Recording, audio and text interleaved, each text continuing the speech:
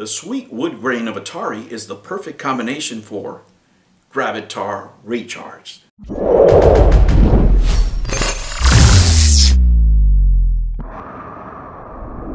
Hello humans, and welcome to another episode of Gen X Gamer. Guys, I'm loving my wood grain. I really am.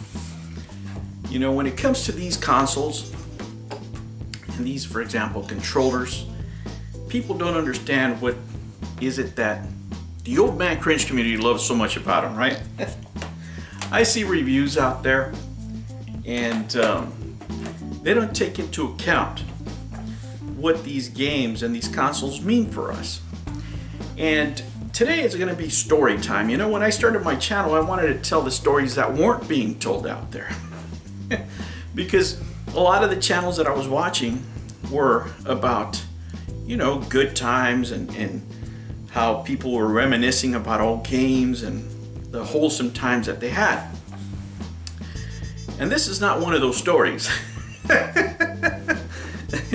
You know, 40 years I've been playing Gravitar with two of my friends, and we were talking about this the other day. It's been 40 years, right, since we've known each other. And Gravitar is one of the games that we used to play in the arcade. And I couldn't wait to buy the game. I couldn't wait to have the Atari, you know, and show it to them so we could reminisce. When I tell you that there was people that, you know, stopped playing games at certain points in their lives, these two friends are two guys that stopped playing games, video games, when the arcades faded out. That was it. That's when they were done. They were out. They never had home consoles. They didn't like those. They wanted the arcade experience always. All they knew was arcades. If it wasn't an arcade or in a burger joint, something like that, these guys would not play a video game. And it's been a long, long journey for us. And when we talk about these games, we talk about the past.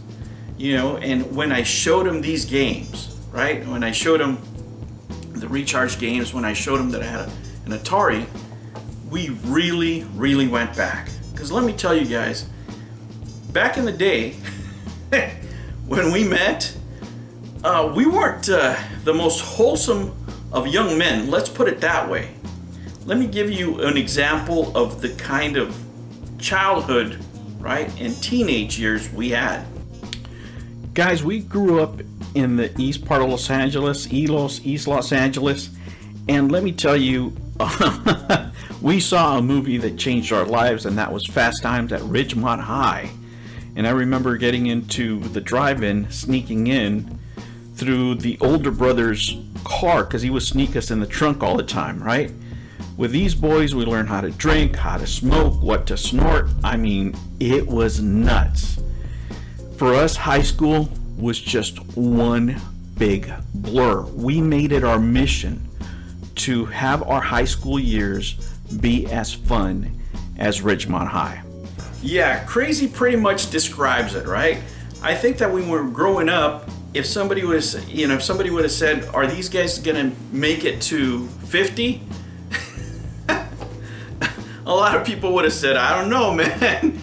You know, if people, they were asked people, "Are these guys probably gonna end up in jail?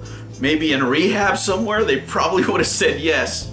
You know, we met in the Ridgemont High days, right? And these two friends of mine, they're two brothers. One of them's about a year and a half older than I am, and the other one's like 3 years older than I am. So the oldest one was always teaching us the ropes, right, of the neighborhood and what to do and what to get into, this and that and the other. And he's the first one that worked. And he influenced us to get jobs, you know, and in Hispanic culture, you know, your job is as strong as your religion, right? It really is. Your work ethic really says everything about a man. And I think that if anything kept us out of trouble is that we had such a strong work ethic. I mean, we would go wild on the weekends, completely. But we were always at work on Monday morning, you know, whenever we had to work after high school. But during high school, we'd be at work. we'd be at school in the morning and we'd still, you know, make it to work in the evening. And we were crazy, man. I mean, the oldest brother, he looked like Ralph Macchio, right? He looked like the Karate Kid, and he always looked like that until like almost until he was 30. He looked that way, right? And my other friend and I were always his apprentices in all the crazy shit he did. It didn't matter what kind of drug it was. It didn't matter what kind of alcohol he was drinking. He was always making us sample and telling us what to do, this and that and the other. And of course, you know, we got older and then nobody had to tell us anything. The funny part, guys, is a lot of these plans, a lot of these schemes, a lot of these things that I'm telling you happened outside the arcade. Playing Gravitar, playing Black Widow, playing Centipede. I mean, these are the guys that taught me how to smoke. They took me to my first strip joint. You know, they had me doing pot. I mean, everything. We went through everything, you know, and all these years later, we talk about video games because it's the only way that they can really remember the past, and they know that I'm talking about all that shit. But of course, they can't say it in front of their wives, you know what I'm saying? So we're just talking about the video games, and they know exactly the stuff we were doing depending on the video game. And when it comes to Gravitar, all we can think about is pot. But they were some crazy days, man. But the one thing that always was a constant was we end up at the arcade at some point, you know? And we buy nachos and we play video games even as we got older. But none of us, right? None of us probably thought that we would make it this far and still remain friends or still stay in touch right now. And most of the people that knew us back then can't believe who we are now. I mean, I had that conversation with them. You know, if your wife knew the shit that we used to do, what you did, I mean, I'm telling you, everybody was surprised we didn't end up in jail, right? There was jail, but we didn't end up in prison, I should say that. But, you know, they wouldn't recognize the people we were back then. They wouldn't recognize them now. You know, as it turns out, you know, now we're grandfathers, you know, we're nice and calm, we're pillars of our community, if you will, in some instances. But our beginnings, our humble beginnings, we're back in the day. We're back in those arcades. We're back in those crazy times when we're just partying our brains out, you know? And these games for us represent more than a machine, and that's what these reviews miss. What's missing in today's reviews for us older gamers is the gaming culture that we had back then. So a lot of the reviewers can't relate. They can try to, right? But it's not the same. Or they would know that these games, that a lot of these machines, that the reason we crave for this stuff, because it's a celebration. For us, we look back and it's bittersweet. We made it. Some of our friends did not. Some of our friends got left along the way. Why we made it and they didn't, you know, those are things about life that we can discuss later. But we get to share these moments. I get to share these moments with my friends. Would I pay $250, you know, to make those memories at this time with them? Absolutely.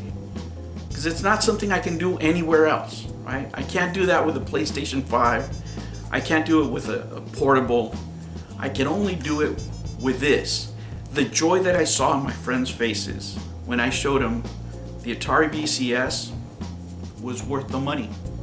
If I wouldn't have played a single game after that, it would have been worth the money. Because we can't believe we made it this far, right? Not every game console is going to be for everybody, but let me tell you this. If you're looking for a Father's Day's gift, right? If you have somebody my age and you have the opportunity to buy one of these Atari VCSs on sale, do so. And you know, probably don't even have to buy them all the games. There's only a few that they will ask you for. Some of them might be included in the Atari Vault, but they will appreciate this. If they grew up with the Atari, believe you me, at some point, whether you see them or not, there'll be a tear in their eye. Not because the games are the best games ever. It's because they're reliving memories. And they're probably happy that they made it this far so they can spend time with you. I'll catch you on the next one. Take care. New videos every Monday and Sunday. Thank you for joining me on another episode of the Gen X Gamer. Remember to like and subscribe, click that notification bell, and remember, never ever be afraid to be happy. I'll catch you on the next one. Take care.